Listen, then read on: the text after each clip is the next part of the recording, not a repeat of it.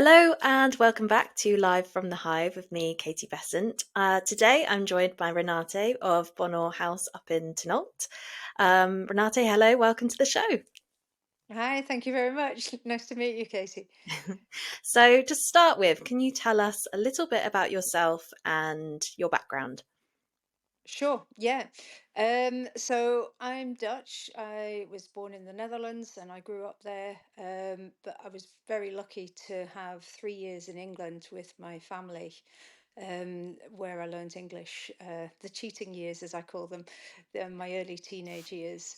Um, we then went back to the Netherlands, and as a student, I came to England, to the UK for a year. The intention was a year, but I fell head over heels in love with the mountains, and in particular the Scottish mountains.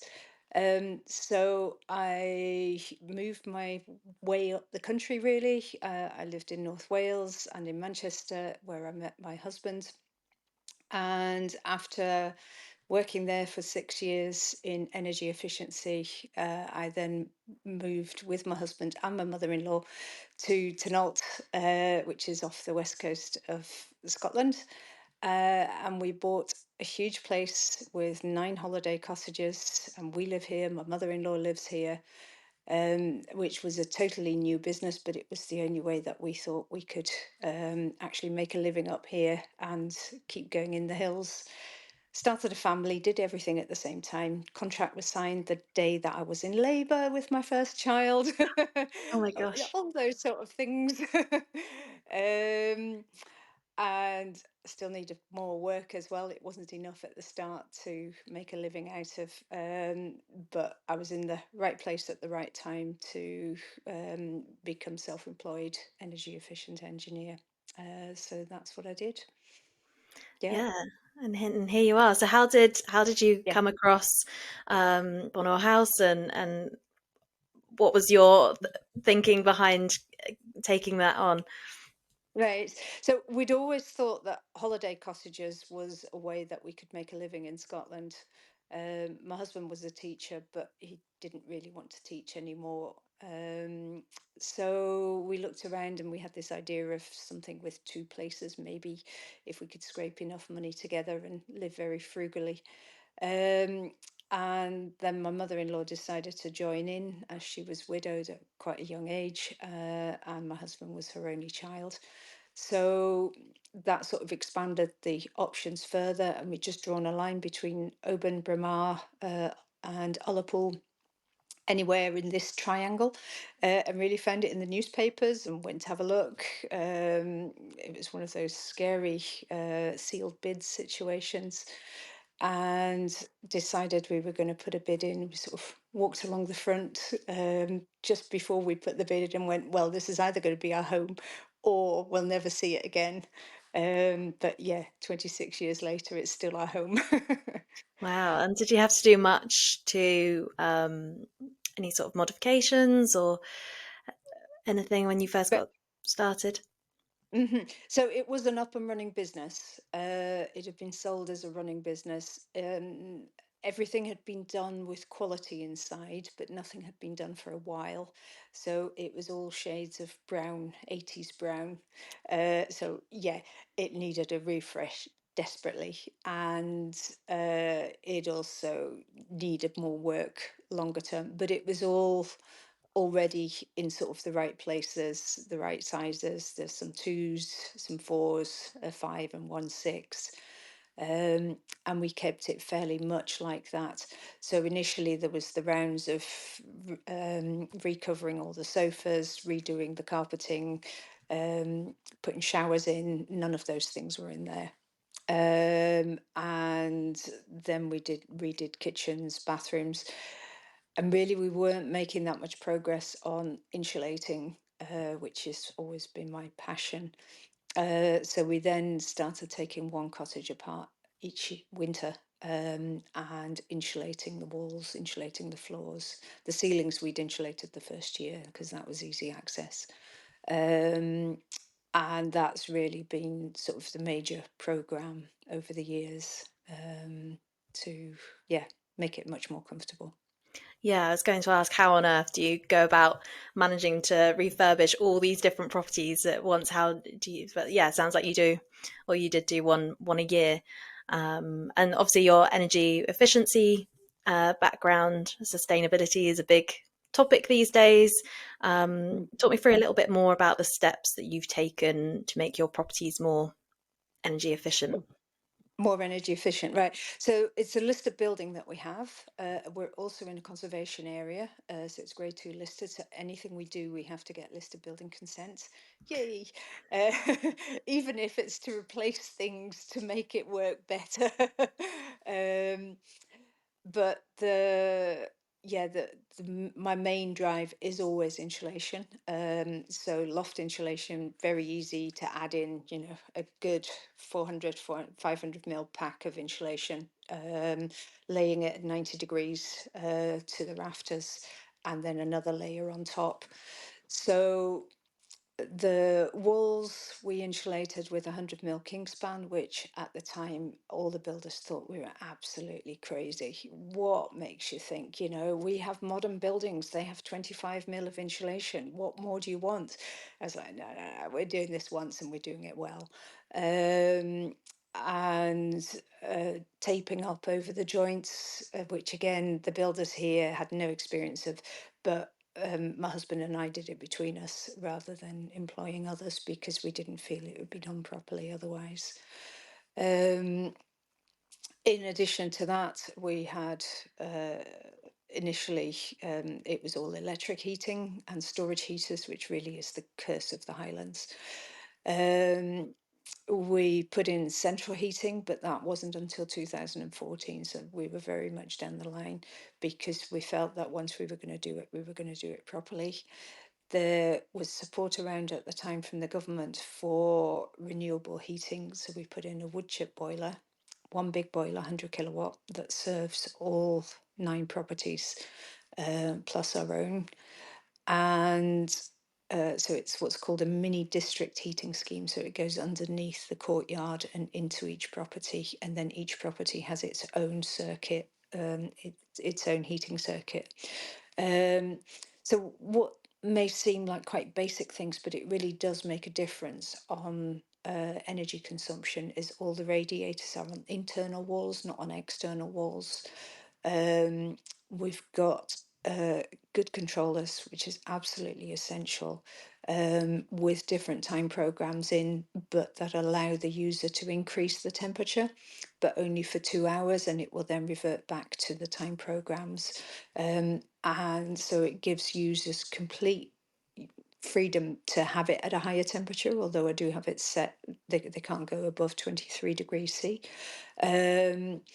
But it means that there's no wastage of energy, and that's really what I think is so important, for people to have the comfort when they need it, but not to waste energy when they don't need it. Um, Obviously, we've always had energy efficient lighting, and when LEDs came, that came in straight away. Um, but there's a lot to do with design and making things easy for guests as well. It's all about guest comfort, but guest ease, to make them do the right thing as well. Yeah. Yeah, what kind of schemes have you got in place to make encourage guests to do the right thing? So things like, the showers have a standard setting, which is a low flow shower, and it's lower temperature, but you can press a button and then you can turn it up fuller if what you want is a high flow and high temperature. But again, it's designed to for guests to do the easy thing, but we don't want to stop people having a good time if that's what's important to them. So they're the kind of things that we have in. Um, the cooking, we have induction hobs, and I put them in very early when they only just came round because it means that you're only heating when you're needing it. Much better control. I know it's now become a more of a standard, but at the time it was really quite revolutionary. Yeah, yeah, absolutely. And all of these, well, I say Yeah. little things, some of them are quite big investments to make, but they must, pay you dividends Yes. as well. It's a big thing with owners, with the bills and everything nowadays. They want to make sure that, yeah, things aren't being wasted. So Yeah, it definitely controls the bills, and I think that that's really important. And it's important for the guests too, because why waste energy? Why waste costs? They're going to have to pay for it in the end. Um, so our guests see it very much as a benefit. I mean, they don't see the side that I do a lot of reupholstery. I refurbish furniture of all sorts, um, but it means that they get bespoke furniture, uh, things that are classy rather than things that are bashed about and have been used too much. And I think it's really important that things are easy to use again. So all surfaces have a polyurethane varnish on them, so you can put a hot cup of tea on it and not feel awkward that it's caused a ring. Um, because to me that is just makes holidays less relaxing, if you have to watch out for all those little things. So yeah, that's things like dishwashers make it easy. Dishwashers also use less water and less heat than people washing up. um, Give them lots of dishwash tablets. I'd much rather they use that. um, and it's a much better option for the environment as well. yeah, interesting, really interesting. Yeah, I know what you mean about, yeah, feeling like you're tiptoeing around if you're staying somewhere and, oh, not quite, just trying to be respectful of the of everything. And yeah, so it's nice that you've made an environment where guests can really be at home and act as they would, Yeah, yeah, be really at yeah, home. yeah, yeah. Because for some people it's not a problem, but you only need one to cause a ring, and you're into replacing or doing something about it. And yeah, it's um, it's the way it goes. Yeah, Yeah, those small things make a huge yeah, difference, don't they? Yeah. yeah, yeah. So The other, sorry, go no, on. you carry on. I was going to say the other thing that we do is we do all our laundry in house. Um, Washing machines at a high spin rate, because that way you get rid of most of the liquid. And then we've got heat pump dryers. They take a little bit longer, but they use two-thirds electricity less. Literally, it is a third Wow. of electricity that they use. So heat pump dryers reduce electricity, and by an awful lot. And we also have them available for our guests. We have a laundry for the guests with a high spin washing machine and a heat pump dryer as well. But if it's too busy in there, I just say to the guests, just let me know and I'll do your washing for you. Um, I don't want people to have to wait around, and it would only be the odd one. There's no point in having another set of machines just for the odd time that somebody needs it. Yeah, so you do the all the laundry for 9 cottages. Yes. That's a lot. Yes, yes, and ironing. So I've set up an ironing board that's made out of a table, that folds out, and then I've got an ironing surface on it. So it's a big surface. Because I have Super King duvets, they're really awkward. They don't go through any of the rotary irons or anything. And on the table, it just works, and I can get through it that way. Gosh, well done you. That's a full-time job in itself, isn't it? Yeah, plus the cleaning. Yeah. Wow, Yeah. I'm seriously impressed. So you've been in the industry for quite a while now. How have you seen it evolve over the years? Well, the main thing that's changed, I would say, is probably the way that people book. Because back in '99, we had a website, but nobody knew how to find us. And bookings were all done by people ringing up or sending a letter to ask for a brochure, and then we'd send that out, and then they'd come back and say, "Are these dates free?" And we would like this, and yeah, it. I mean, however much we would have loved people to have immediately gone to the website, there wasn't any booking facility until, well, less than 10 years ago, I think, that you could actually book online. So that's been quite a change. There's also been quite a change in I think the way that people see holidays, I think at the time, I think there was probably a little bit more movement out of it, but it was very much that when you were staying in a holiday cottage, it was all second rate stuff, and it was all sort of your seconds. Whereas I would say that that changed fairly quickly to your holiday needs to be better than your home. Um, there needs to be more things, more of the home comforts, and things that you might not even have at home. Yeah. Yeah, it needs to be that extra mile. Yeah. So I know before we talked about your website and SEO, and I know you've invested in your SEO, and it's still paying off now. Could you share how you approach that and why it's been so valuable? Yeah. Well, I don't know if it has been valuable. I think we invested a lot of money into it, but I wasn't convinced that it was driving very much, and it hasn't really changed since we stopped it several years ago. So I'm conflicted about that one.